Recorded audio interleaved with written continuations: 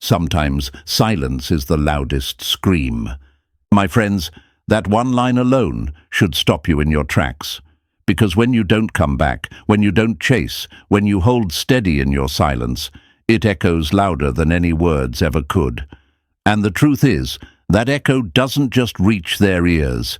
It shakes their certainty, their pride, their sense of control. You see, folks, people often believe they've got you figured out. They think your return is guaranteed, your attention permanent, your loyalty unshakable. But what happens when that belief shatters? That's where the real pain begins. Before we dive deep into this eye-opening journey, do me a favor. Press that like button right now, subscribe if you haven't already, and stay with me until the very end, because today we're going to break some lies wide open and replace them with truth that will set you free. Now, hey folks, imagine this for a second. You're watching a movie. The story's building up, tension is high, your heart's racing, and just before the final scene, the screen cuts to black. No ending, no explanation, nothing. You sit there waiting, thinking surely the story will come back. But it doesn't. That hollow silence. That's exactly what they feel when you don't return. It's not just absence, it's disruption. It's like someone pulled the rug from beneath their feet while they were still dancing. The music stops, but the echo of what could have been still lingers. People lie to themselves, my friends. They say things like, "Oh, he'll always be back. They'll never really leave. They'll chase because they need me." It's their safety net, the cushion that allows them to treat you carelessly. But when the cushion collapses, when the net is gone, they crash straight into reality. And reality hurts. Seneca once said, "We suffer more often in imagination than in reality." And that's what silence does. It forces them into the imagination they can't control. Their mind races with questions, scenarios, regrets. Silence turns their certainty into a storm. Think of it like this: your silence is a mirror. When they look into it, they don't see you. They see themselves, and often they don't like what's staring back. The lies they told themselves crumble, and the truth stands naked. That truth is this: you are not bound by them. Your presence was always a choice, never a guarantee. And when they realize that, it hits harder than any rejection. Because rejection at least gives words, gives closure. Silence, though, silence gives nothing but reflection. And here's where the fun part sneaks in. You know what happens when a cat ignores its owner? Suddenly, the owner shakes the bag of treats louder, claps, whistles, does everything to get its attention. Why? Because being ignored by what you thought you controlled is unbearable. Humans aren't all that different. They post, they smile bigger, they laugh louder, but all of it is an attempt to break the silence that unnerves them. And the more you refuse to budge, the more their imagination runs wild.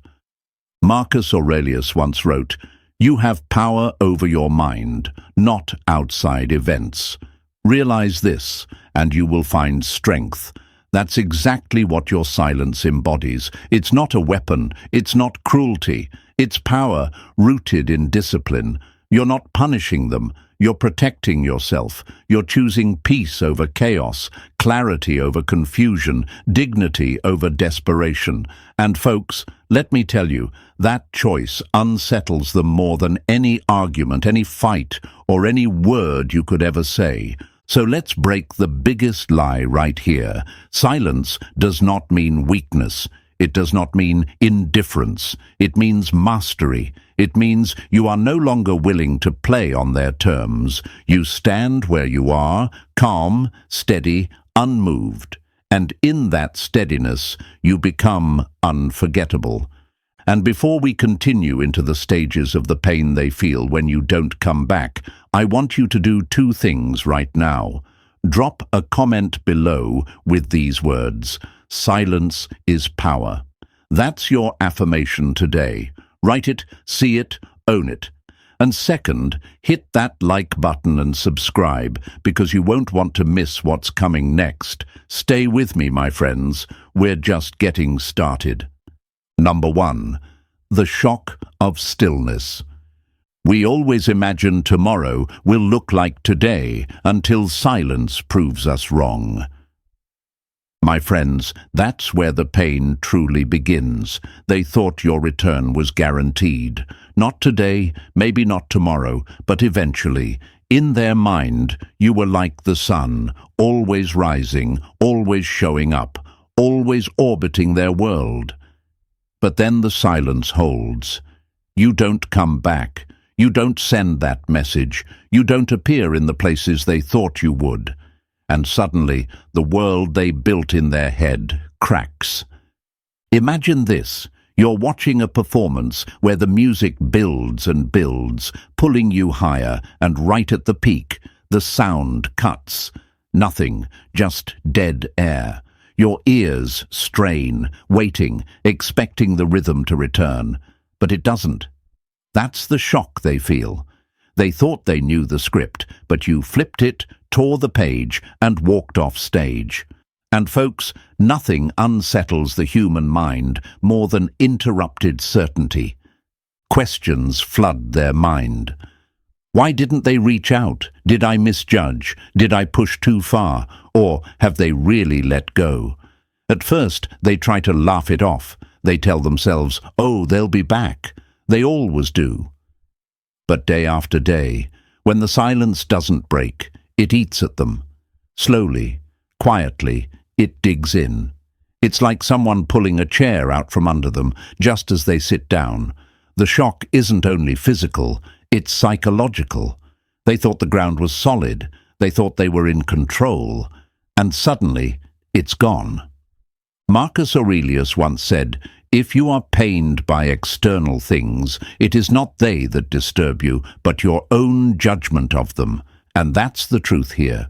It isn't your silence alone that hurts. It's the story they told themselves about your silence. They thought they had the power to predict you. They thought you would always orbit back. Now they realize they never had control, only an illusion. And that realization is sharper than rejection. Think about it, folks. Rejection is loud. It has words. It has edges. But silence? Silence has no walls, no limits. It stretches endlessly, and the mind hates that. Because the mind craves answers, closure, control. When you give none, their own imagination becomes the punishment. They replay old conversations. They scroll through old photos. They even type messages, only to delete them, because to reach out would be to admit they were wrong. And their pride can't allow that, so instead they sit in the storm of their own thoughts. It's a strange kind of torture, isn't it? One they brought upon themselves, because they counted on your return like it was written in stone. They believed your attention was permanent, like water flowing from a faucet they could turn on and off at will.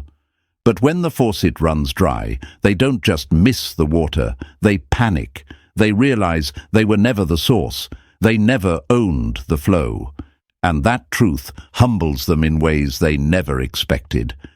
Let me give you a picture. Imagine a queen sitting on her throne, confident, expecting her subjects to bow. Every day they do. But one day, one subject doesn't show up, then another, and then another. Suddenly, her throne feels less like a symbol of power and more like a seat of loneliness. That's the shock of your silence. They believed in the throne, but the throne only had meaning because you acknowledged it. When you don't return, the crown feels heavy, the seat feels cold, the illusion falls apart.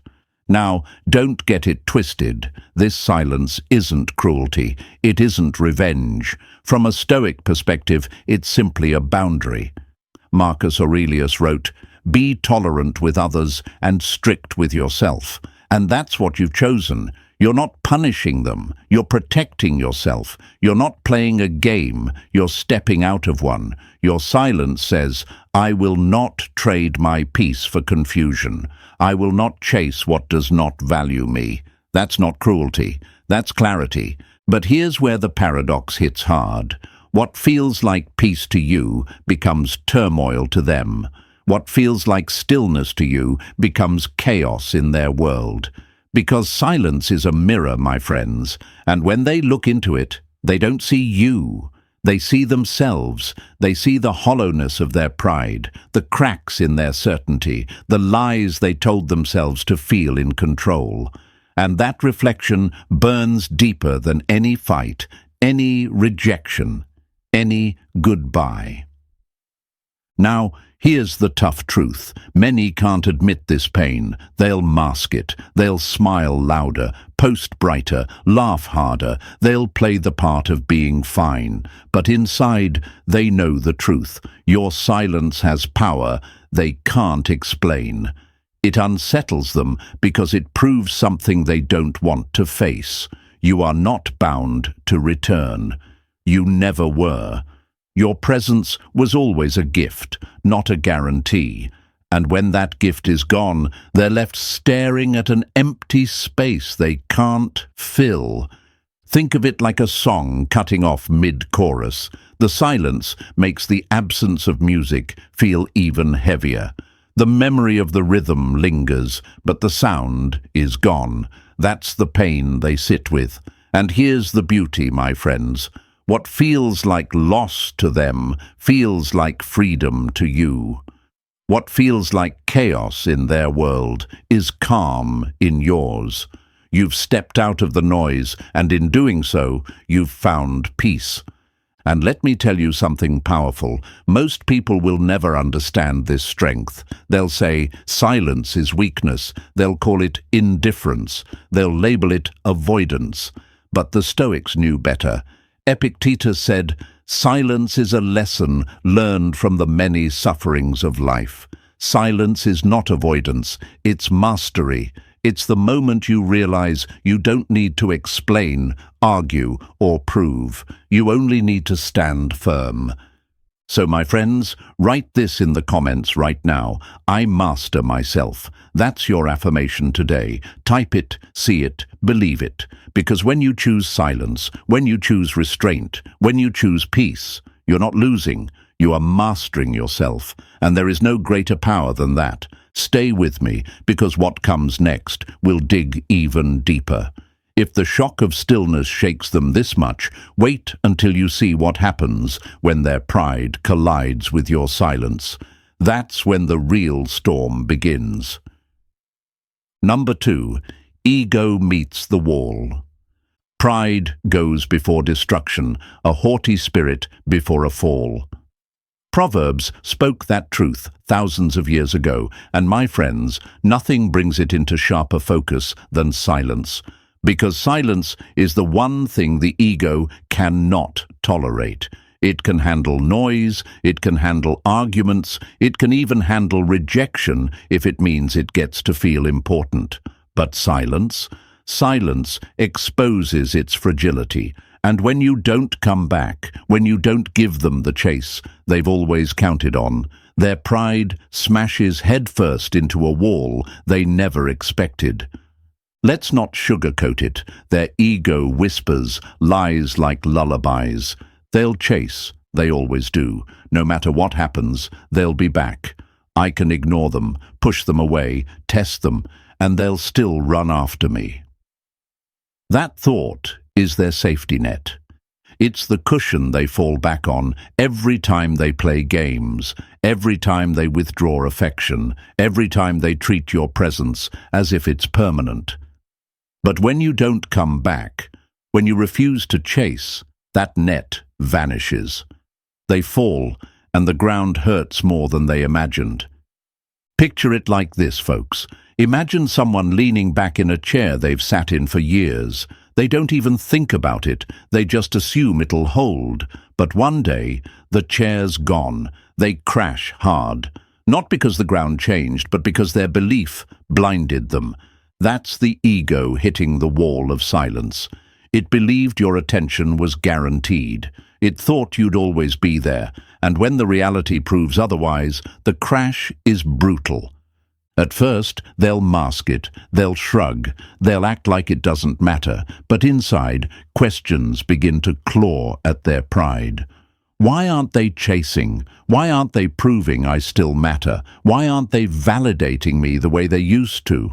The silence doesn't just leave them empty, it leaves them exposed, because ego thrives on attention, it feeds on proof. Proof that it's still powerful, proof that it still holds weight in your world.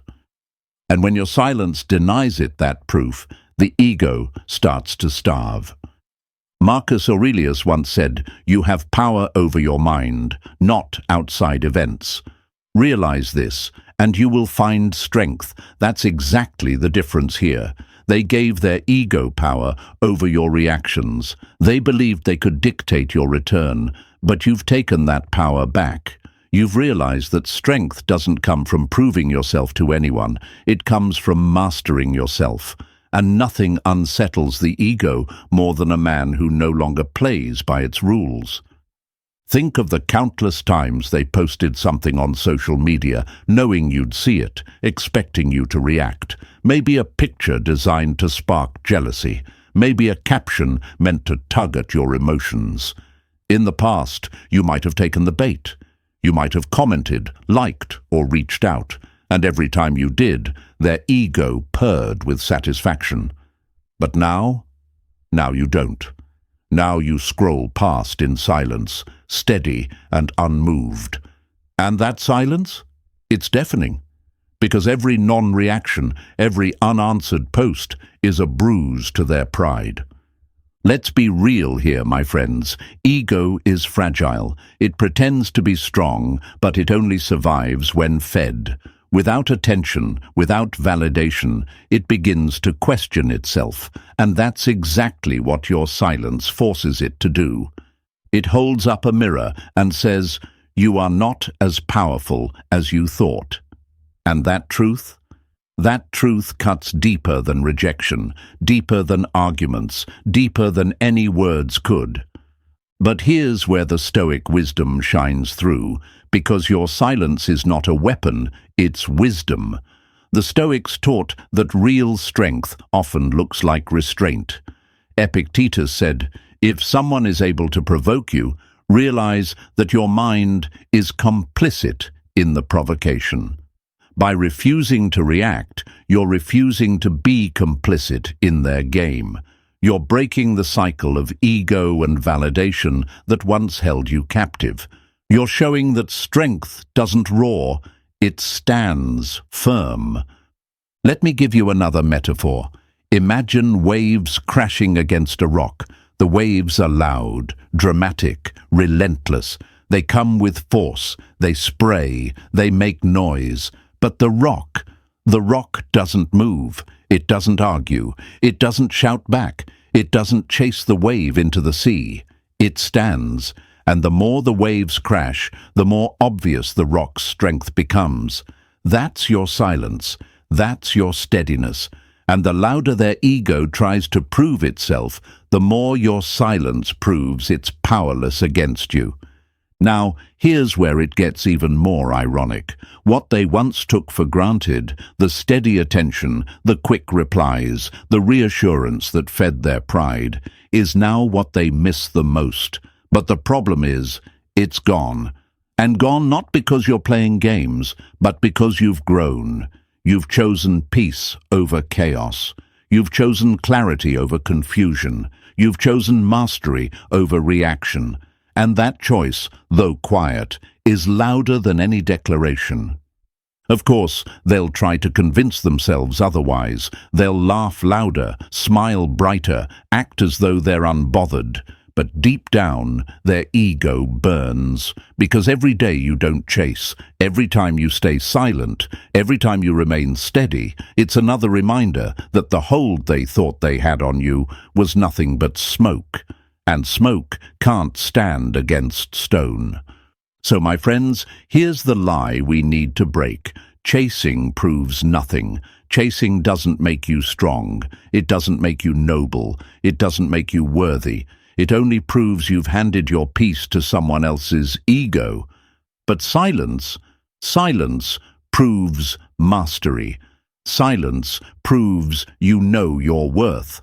Silence proves that your dignity is not up for debate, and that kind of strength is untouchable. Think about this.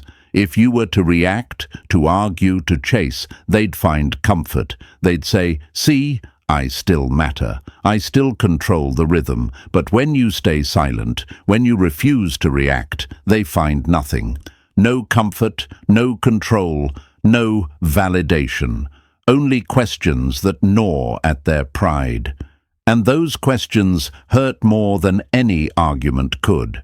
That's why, in this moment, your silence speaks louder than words. It tells them, "I am no longer your puppet. I am no longer bound by your approval. I stand firm in myself." And that message doesn't just unsettle them, it reshapes you. It shows the world, and most importantly yourself, that you are not here to beg, to prove, or to chase. You are here to master yourself. So here's your affirmation for today. Write it in the comments right now. I rise above with silence. That's not just a phrase, it's a declaration that you are bigger than the games, stronger than the noise, and untouchable in your peace. And my friends, stay with me, because if their pride struggles this much against silence, just wait until we uncover what happens next, when curiosity turns restless and silence begins to drive their thoughts into chaos. That's where the storm really begins. Number 3, curiosity turns restless. The mind is its own place, and in itself can make a heaven of hell, a hell of heaven. And my friends, they land perfectly here, because once ego collides with silence, curiosity comes creeping in. At first, it's light, almost playful, a passing thought. I wonder what they're doing. I wonder if they're thinking about me. I wonder if they'll reach out tomorrow. But curiosity has sharp teeth. And when there's no answer to feed it, it doesn't stay small. It grows, it digs, it twists. Silence turns what was once mild curiosity into restless obsession. Imagine someone sitting at a poker table, confident, smiling, thinking they've got the winning hand. They push their chips forward, waiting for their opponent to show theirs. But the opponent doesn't move, doesn't speak, doesn't reveal anything. They just sit still, calm, unreadable. Do you know what happens? The mind of the player goes wild. They start second-guessing. Do they have the better hand? Are they bluffing? Should I fold? Should I raise? That's exactly what your silence does. It's the unreadable face across the table, and the longer it holds, the more restless they become. At first, they'll brush it off. They'll tell themselves, "Oh, they're just busy. They'll be back. No big deal." But the longer your silence stretches, the more their questions multiply. Every unanswered notification, every empty inbox, every night without a message, it adds weight. And curiosity, left unsatisfied, quickly transforms into restlessness. They pick up their phone more often, hoping for a sign. They scroll through old conversations, rereading your words as if looking for hidden meaning. They even type a message, then delete it, pride stopping them at the last second. My friends, this is the cruel trick of silence. It hands their mind the microphone, and the mind, when left alone in the dark, rarely speaks kindly. Instead, it plays loops of doubt. Did I push too far? Did I lose them? Are they with someone else? Have they already moved on? Those thoughts repeat like a song stuck on replay, and the more they try to silence it, the louder it becomes. Because here's the truth. Clarity ends curiosity, but silence keeps it alive. Think of it like standing in a dark hallway. If someone shuts the door, you know it's over. You can turn and walk away. But if the door stays slightly open, just enough to see shadows, your mind creates endless stories about what's behind it. That's your silence. It doesn't slam the door, but it doesn't open it either. It leaves them staring into the hallway, restless, pacing, consumed by what they cannot know. Epictetus once said, "We suffer not from the events in our lives, but from our judgment about them." And that's the knife turning here. It's not your absence alone that makes them restless, it's their interpretation of it. They're building stories in their head, entire scenarios, each one cutting deeper than the last. Because the human mind hates uncertainty more than it hates pain. Pain ends. Uncertainty lingers, and silence is the breeding ground of uncertainty. Folks, let's make this even clearer with a metaphor. Imagine a dripping faucet. One drop, then silence. Another drop, then silence. At first, you can ignore it, but as the hours stretch on, it begins to gnaw at you. You lie awake at night, hyper-focused on each sound. That's their curiosity. At first, they think they can ignore it, but the silence between each imagined drop grows unbearable. They check their phone at 2 a.m., hoping for something, anything. They open your profile looking for clues. They analyze pictures, posts, likes. Yet every time, silence answers back. And silence is merciless. Here's where the fear creeps in. Their mind begins to ask, what if they're better off without me? What if I wasn't as important as I thought? What if they've already replaced me? And those what-ifs don't just sting. They unravel the image they built of themselves. Because remember, their pride told them you'd always chase. But your silence forces the opposite story. It whispers that you might be stronger without them, and that possibility is the seed of their restlessness. Now, don't mistake this. You're not playing games. You're not sitting in silence to torture anyone. From a Stoic perspective, your silence is simply a boundary. It's your choice to protect your peace, to hold your ground, to live without being pulled into drama.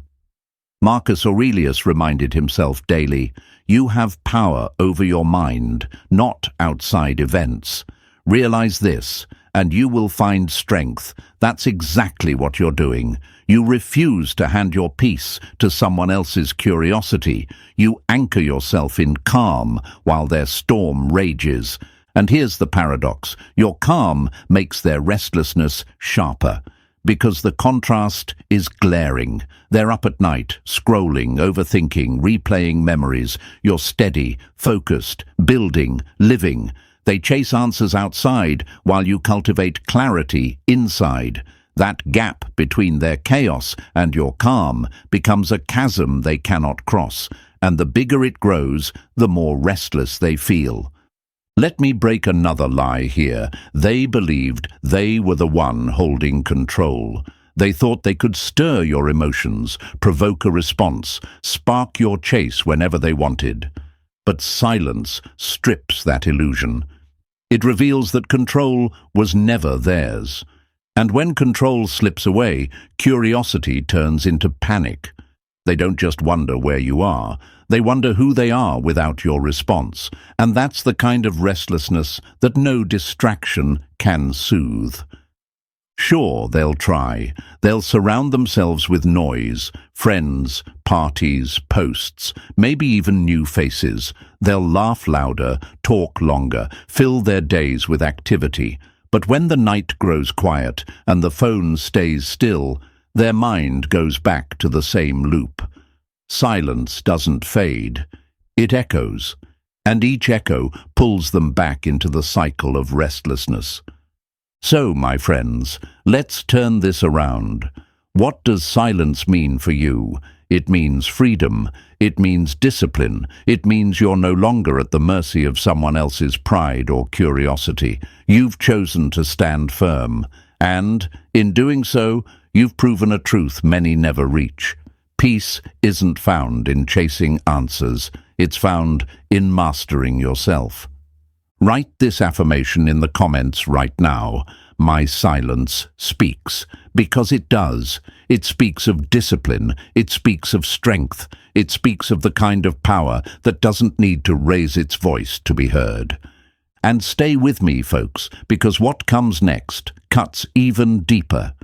Curiosity may turn restless, but soon restlessness turns into comparison, and that's when they begin to see the man you've become in your silence, and it hurts more than they ever expected. Number 4. The weight of comparison. It is not that we have a short time to live, but that we waste much of it. Seneca wrote those words, and my friends, they strike right at the heart of this stage. Because when curiosity has eaten them alive, when silence has forced their mind into endless questions, something even heavier begins to settle in, the weight of comparison. They start looking at who you were when you were orbiting their world, and who you are now that you've stepped out of it. And that gap, that contrast, that's where the pain digs the deepest.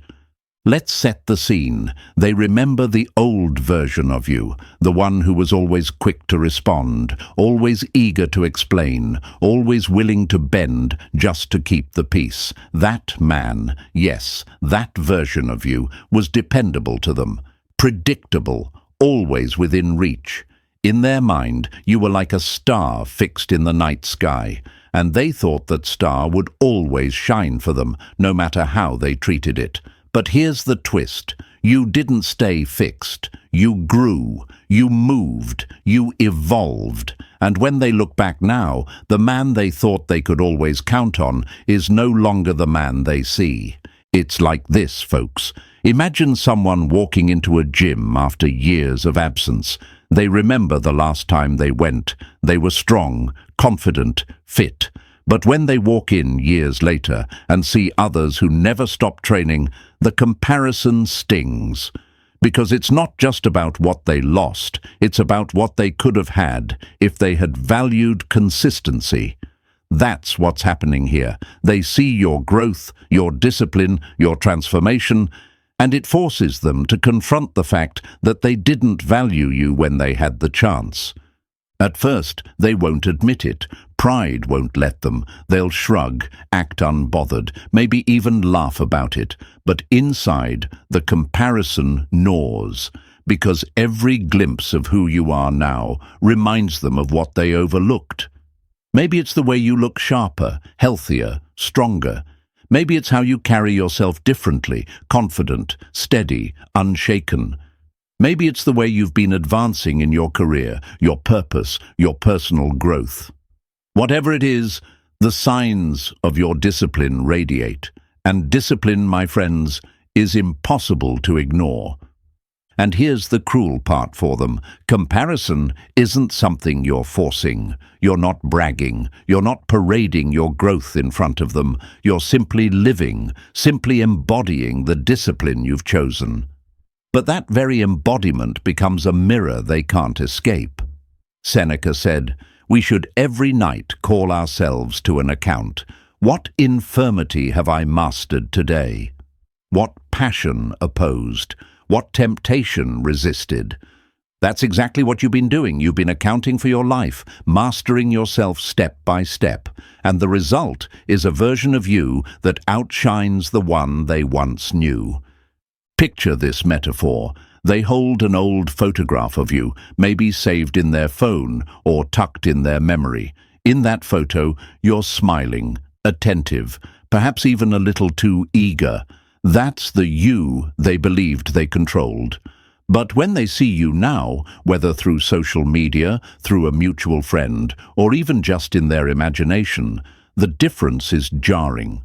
The photograph feels outdated, like looking at an old flip phone while holding a brand new smartphone. The gap between what was and what is becomes undeniable. And that gap, that's the weight they feel. This is why the pain cuts so deep. They thought your absence would weaken you. They thought maybe you'd crumble, maybe you'd chase harder, maybe you'd spiral without them. But instead, the opposite happened. You didn't just survive the silence, you thrived in it. You used it as fuel, you transformed. And now, when they compare, they don't just see who you were, they see who you've become, a man sharper, calmer, stronger, more grounded. And that realization is heavy because it exposes a truth they never wanted to face. They didn't just lose you.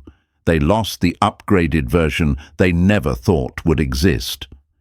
Think of a person who gives away an old coin, thinking it's worthless. Years later, they find out that same coin is now priceless, rare, desired by collectors all over the world.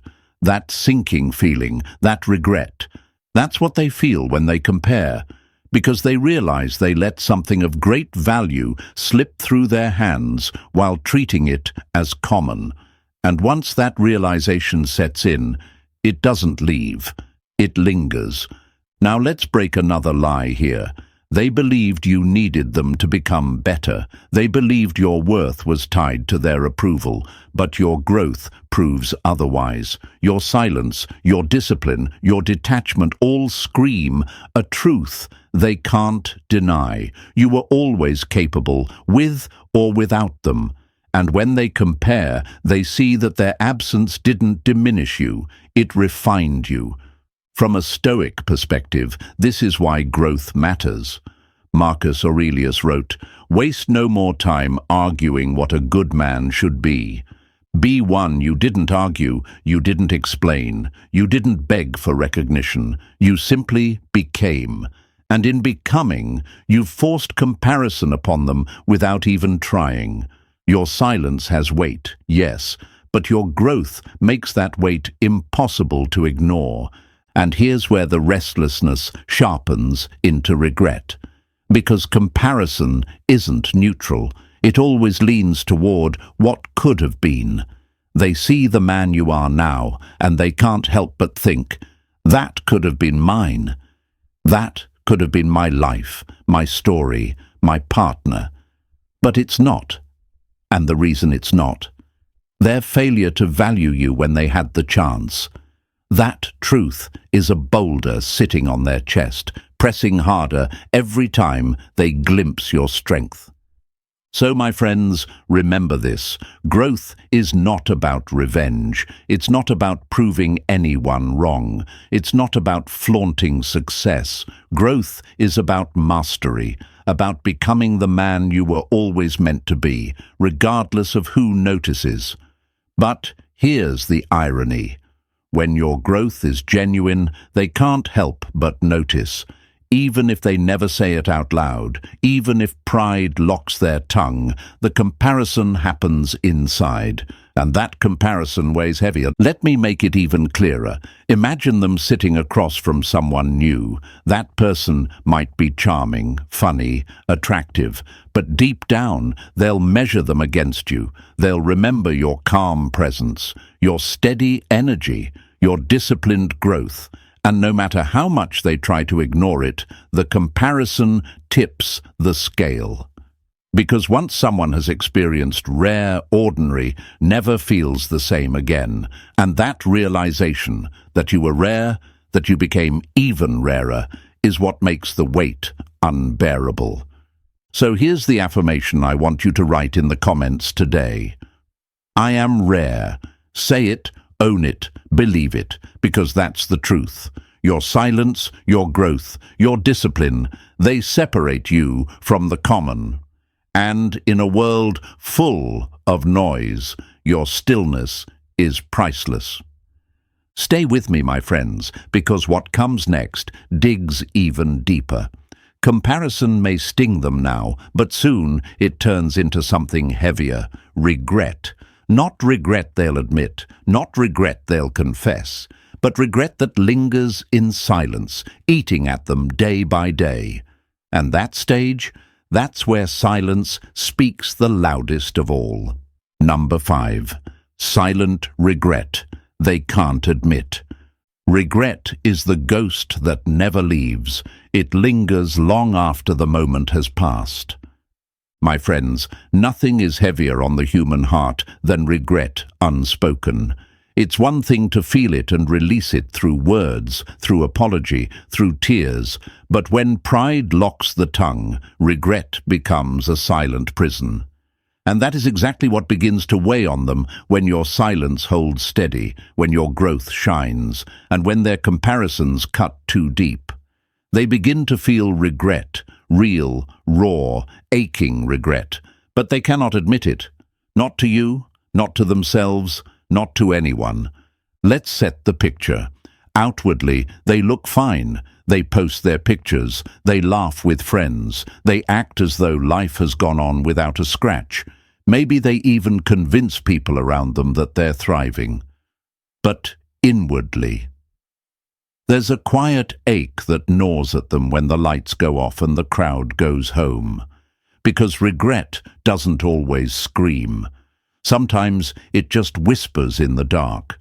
Sometimes it shows up in hesitation before posting.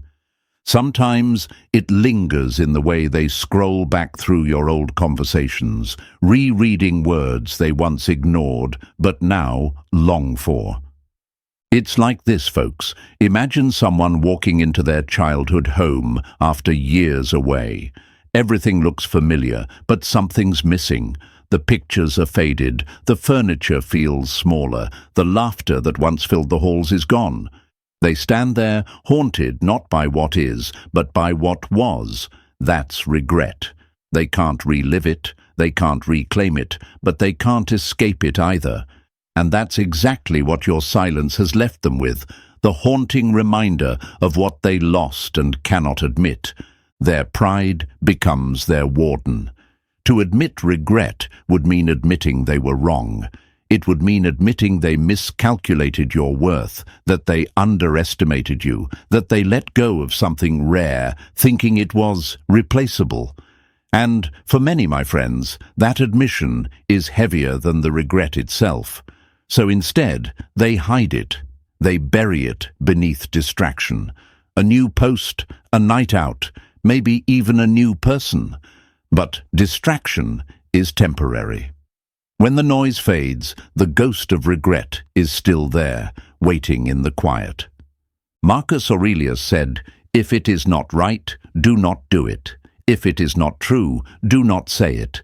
They did what was not right. They took your presence for granted. And now they cannot say what is true, that they regret it." And this silence, this inability to admit, is its own punishment. Because while words can release, silence binds tighter. The more they keep it in, the heavier it grows. Picture them late at night, scrolling through their phone. They see your name. Their thumb hovers over the message box. Maybe they type, "I miss you." Maybe they start with, "How are you?" Maybe even, "I made a mistake." But before they hit send, pride slams the brakes. Delete, backspace, close the app. And what do? They put the phone down, stare at the ceiling, and let the regret burn quietly inside. And the next night, the cycle repeats. And here's the irony. If you were to demand answers, if you were to chase apologies, you'd actually make it easier for them. They'd defend themselves, they'd justify, they'd explain it away. But because you stay silent, because you demand nothing, they're left to sit with it alone. They have no escape. They have no outlet. They have no defense. Their regret has nowhere to go, so it festers. And festering regret, my friends, is the heaviest kind. Let's add a metaphor here. Regret is like carrying a backpack filled with stones. At first, you don't notice the weight. You distract yourself with the journey, with the scenery. But mile after mile, the weight digs into your shoulders, slows your steps, makes every breath harder. And you can't take it off, because taking it off would mean admitting you chose to carry it in the first place. That's what silent regret feels like. A weight they carry every single day, one that gets heavier with time instead of lighter. Seneca once wrote, "A guilty conscience is the mother of invention," and you'll see this in them. Their regret shows itself not in direct confession, but in subtle ways. They might watch your stories without interacting. They might find excuses to be in your orbit again. They might bring your name up casually in conversation, pretending it doesn't mean much. But all of it is invention. All of it is their conscience trying to express what their pride refuses to admit. Here's the truth. Your silence has made their regret louder. Because you didn't chase, you didn't demand, you didn't press them for closure. You simply embodied your philosophy. Epictetus said, "Don't explain your philosophy. Embody it." And that's what you've done. You've lived it out. You've shown discipline. You've grown. You've refused to break your silence just to soothe their pride. And in doing so, you've left them face to face with the one thing they cannot fight, the truth of their own choices. Now don't miss this. Their regret isn't just about losing you. It's about losing the chance to do it differently. It's about the realization that the bridge they burned can't be rebuilt. That even if they tried, even if they reached out, the version of you they once knew is gone, replaced by a stronger, calmer, more disciplined version who may never look back. And that realization makes the regret sharper. Because time doesn't erase regret. It magnifies it. Think of it like a scar. Fresh, it stings, but over time it becomes a permanent reminder. Every time they scroll past your name, every time they hear about your growth, every time they see the discipline you've chosen, it's like running their finger over that scar. The pain may not scream, but it whispers endlessly, and whispers, when repeated day after day, can be louder than shouts. So what's the lesson here, my friends? That your silence is not just absence, it's revelation. It reveals their regret, it forces them to confront what they'd rather ignore, and it leaves them with no outlet but themselves. And that's why silent regret hurts more than spoken regret, because it lives in their mind, their heart, their body, and no one else can carry it for them. Let's end this section with power. Write this affirmation in the comments right now. Regret is theirs, peace is mine, because that's the truth. Their regret belongs to them. Your peace belongs to you.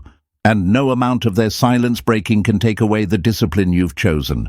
Stay with me, my friends, because the journey doesn't stop here. Regret is heavy, yes, but what comes next hits even harder. When they try to replace you, when they search for distractions in new faces, they'll face the mirror of loss. And that mirror will show them a truth they cannot unsee, that what they once thought was common was in fact rare. And that loss, that's a pain they can't escape. Number 6. The mirror of replacement fails. You never know the value of water until the well runs dry.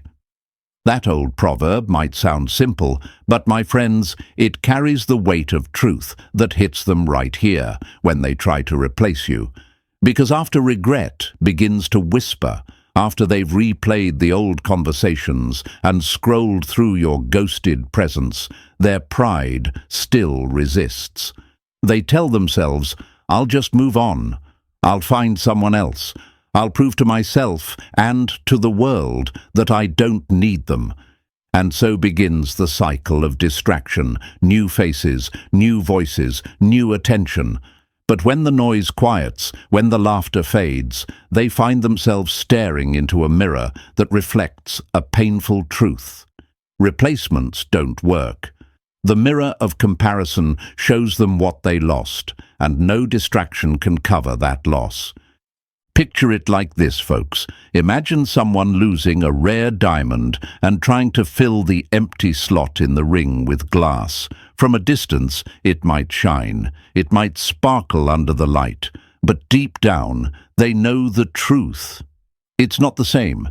It doesn't carry the weight, the rarity, the value. It's a substitute, not a treasure. That's the experience they have when they try to replace you. On the surface, it looks like they're moving on. But beneath the surface, every new interaction reminds them of the one thing that can't be duplicated: your presence. At first, they might feel a thrill. Someone new laughs at their jokes, compliments them, gives them attention. For a moment, it feels like medicine, but medicine can't heal what's rooted in the soul. Sooner or later, the comparison sets in. They remember your calm steadiness when others try too hard. They remember your quiet strength when others boast loudly. They remember your silence carrying more weight than someone else's endless words. And slowly, the replacement begins to feel hollow. Here's the irony. This stage doesn't hurt because of what the new person lacks. It hurts because of what you had. Seneca wrote, "True worth is discovered in contrast," and that's the dagger. In comparing the common with the rare, the ordinary with the disciplined, the shallow with the steady, they begin to see the truth. What they had with you wasn't replaceable. It was rare, and rarity, once lost, leaves an emptiness no distraction can fill. Let's draw another metaphor. Imagine drinking water from a mountain spring, crisp, refreshing, pure. You get used to it. You might even take it for granted. Then one day, the spring runs dry, and you're left drinking from a tap that tastes of metal, chlorine, bitterness. You drink it because you have to, but with every sip, you remember the spring, and the memory makes the new water taste worse. That's what happens when they try to replace you. The memory of your steadiness makes the new, shallow attention unbearable. And here's the part that cuts the deepest. They can't admit this out loud. Pride still whispers, "Don't show weakness. Don't admit you miss them. Don't admit the new isn't enough." So instead, they smile. They post. They act as though they've upgraded. But inside, every laugh is followed by a pang. Every night out is followed by silence. Every new face is haunted by the ghost of what they let slip away. Marcus Aurelius once said, "The best revenge is not to be like your enemy." You didn't seek revenge, my friends. You didn't play games. You didn't broadcast bitterness. You didn't lower yourself. You chose growth. You chose peace. You chose mastery. And that very choice made you irreplaceable. Because while others compete for attention, you mastered detachment. While others spoke endlessly, you embodied silence. While others lived for validation, you anchored yourself in virtue. That combination doesn't just set you apart, it makes you unforgettable. Let me break a lie right here. They thought you were common. They believed that what you gave them could be found anywhere. They told themselves, if not them, then someone else. If not this, then something better. But the mirror of replacement proves otherwise, because once they encounter the common, the contrast reveals the rare. And when that realization hits, it's not just painful, it's permanent. Because you can forget noise, you can forget drama, but you can't forget rare. Think about it. They might sit across from someone new at dinner. The person might try to impress them with stories, with achievements, with jokes. Outwardly, they smile, but inwardly, the comparison strikes. They remember how you didn't need to impress, how your calm presence filled the room without effort, how your silence spoke louder than boasts. And suddenly, the laughter feels hollow, the conversation feels shallow, the moment feels empty.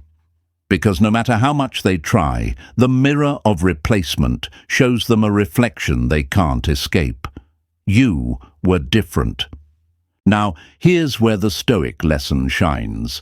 Epictetus said, "Freedom is the only worthy goal in life. It is won by disregarding things that lie beyond our control. Their attempts to replace you are their attempt to control what they can't, to soothe the wound of loss by forcing new faces into the empty space." But freedom doesn't come from replacement. It comes from acceptance, and that's the very thing they lack. Instead of facing their loss, they run from it. But running only makes the mirror clearer. Every new distraction becomes another reminder that they lost something rare. And my friends, this isn't about you proving a point. This isn't about showing off or trying to make them jealous. It's about you living in alignment with discipline, with virtue, with self-mastery. You didn't become rare to punish them. You became rare because you chose to grow. But the consequence of that growth is unavoidable. When they compare, the mirror always shows their loss. Let's circle back with a metaphor. Imagine them standing in a crowded market. Everywhere they look, there are trinkets, bright, flashy, cheap, easy to grab, easy to discard. But in their pocket, they once carried a jewel, rare, timeless, impossible to replicate. They gave it up, thinking the market had better, but every time they pick up a trinket now, it feels weightless, hollow, fake. And the memory of that jewel cuts deeper with every glance. That's the pain of replacement. That's the mirror they face. So what does this mean for you? It means you don't have to chase, don't have to prove, don't have to argue. Your silence already speaks. Your growth already shines. Your discipline already sets you apart. And the mirror of replacement will do the rest. Because no matter what mask they wear, no matter what stories they tell themselves, the truth is clear. You were rare, and they lost you. Write this affirmation in the comments right now. I am not replaceable. Because you're not. Not when you live with discipline. Not when you embody stillness. Not when you carry yourself with calm power. The world is full of noise, but men who master silence, they're one in a million. And once experienced, never forgotten. Stay with me, my friends, because if the mirror of replacement hurts this much, just wait until time itself turns against them. When every passing day of your silence becomes another chain they can't break, the weight will grow heavier still. And that's where the story takes its darkest turn. Number 7. Time turns against them. Time is the most valuable thing a man can spend. The philosopher Theophrastus said that over 2,000 years ago, and my friends, he was right. Time is the one thing we can't buy, can't replace, can't rewind. And when silence stretches long enough, when the days turn into weeks and the weeks bleed into months, time itself becomes a weapon, not in your hands, but in theirs.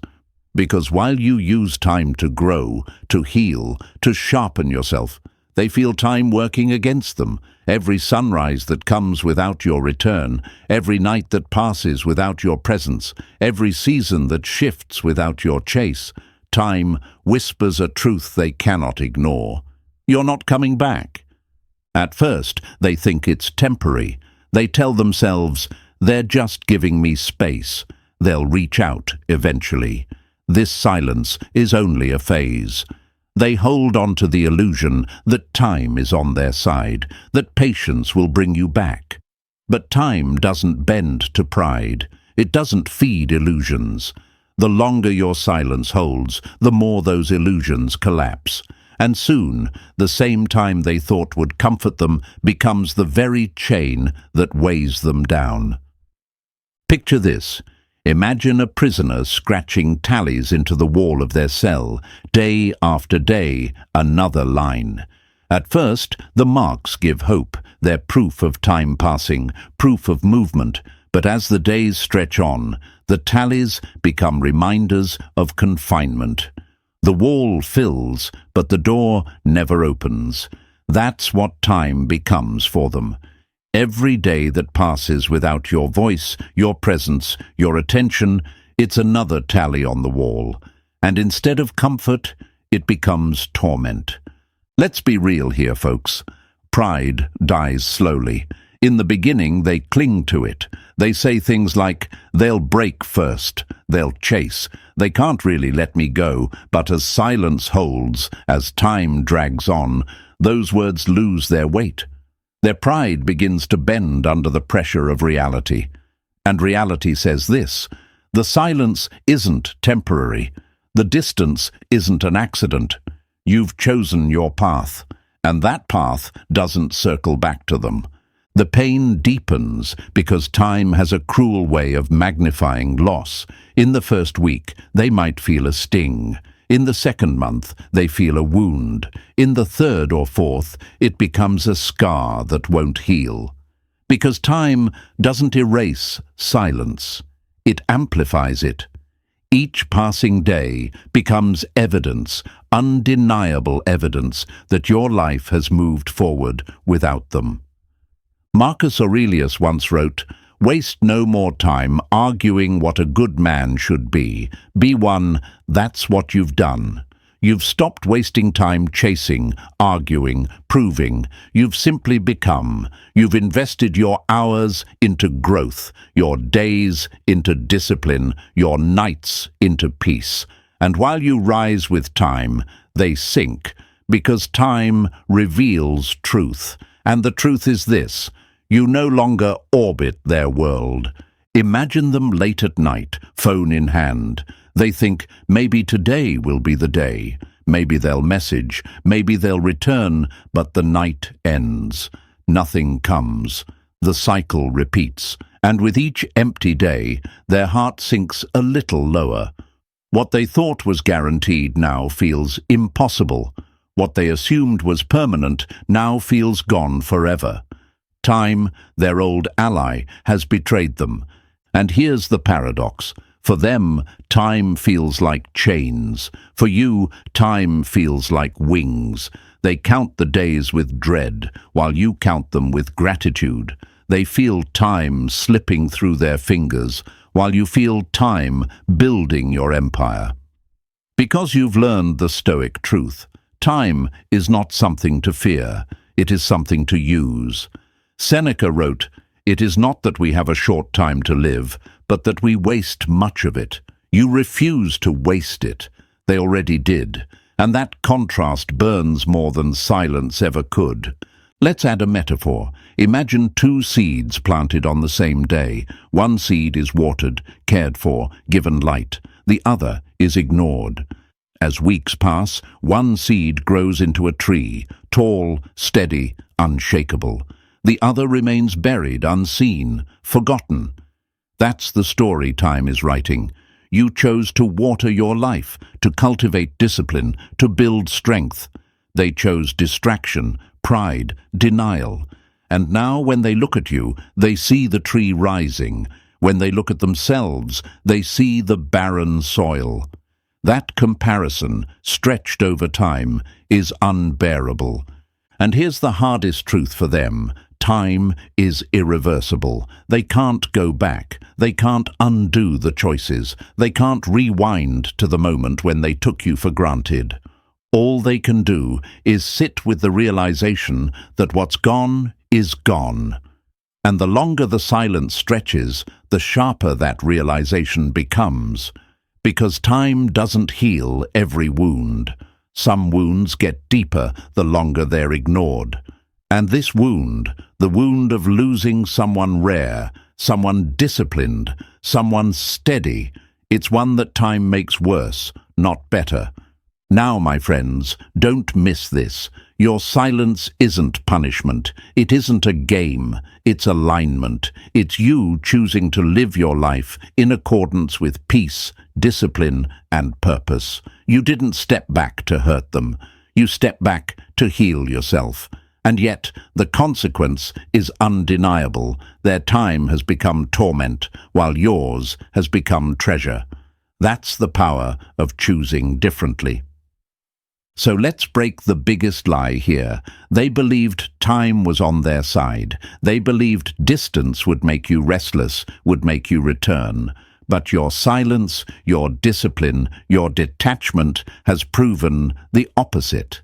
Time has only made you stronger, and for them, time has only made the loss heavier. Let me close this with clarity and motivation. For them, time has become an enemy, but for you, time is an ally. Every day you choose peace. Every day you choose discipline. Every day you choose growth. You separate yourself further from the noise. You become the man who doesn't just endure silence, he thrives in it, and that thriving makes you unforgettable. So here's your affirmation for today. Write it in the comments right now. Time builds me. Because it does. Every moment you invest in yourself, every day you refuse to waste on chasing, every hour you use to sharpen your mind and body, that's time building your empire. And if this message spoke to you, if it reminded you of the strength you carry, then hit that like button right now, subscribe to the channel, and share this video with a friend who needs to hear it. Because peace is not found in their approval. It's found in your mastery. And together, we're going to keep walking this path of discipline, clarity, and unshakable strength. Stay with me, my friends, because silence is not the end of the story. It's the beginning of becoming untouchable.